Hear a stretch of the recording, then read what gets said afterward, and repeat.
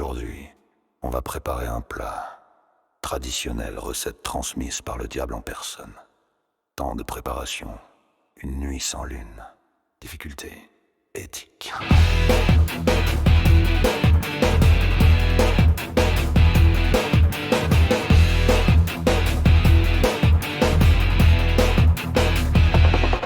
Prends un corps encore tiède, fraîchement vidé de son sang. Si t'as pas ça sous la main, déterre un mort et sang, ajoute une pomme pour la touche innocente et deux doigts d'un enfant pour lier la compote fondante. Coupe la tête proprement avec une scie bien aiguisée.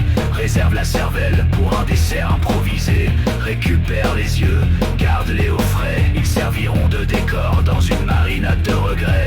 Zeste de peau humaine, râpé sur la planche. Je frotte avec du sel, je lui rends hommage à chaque entaille franche. Ajoute une larme, pressée d'un orphelin, et une pincée d'épices volée dans un cercueil ancien.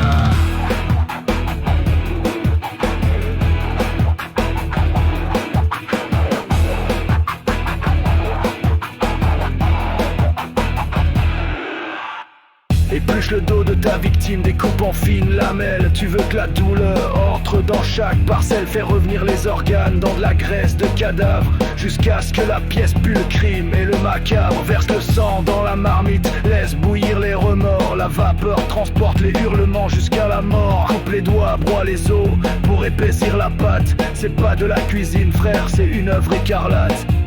Remue bien, faut pas que ça attache à l'âme. Si la conscience hurle, c'est que t'as respecté la trame. Quand ça mousse, que ça gicle, que les fluides chantent, tu peux verser dans des pots avec une cuillère tremblante.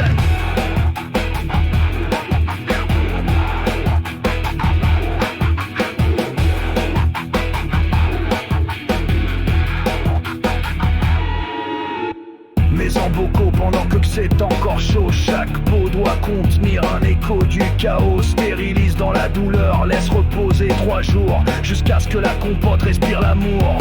Et les vautours, étiquette à la main avec de l'encre de bile. Finale de vierge, récolte nocturne, sans local fragile. Propose en dégustation à la foire du village. Si ça passe bien, peut tenter l'export sauvage. Et si on te pose des questions sur l'origine des produits, dis juste tout est fait maison, avec passion. Et oublie, bon appétit, bande de foutus humains.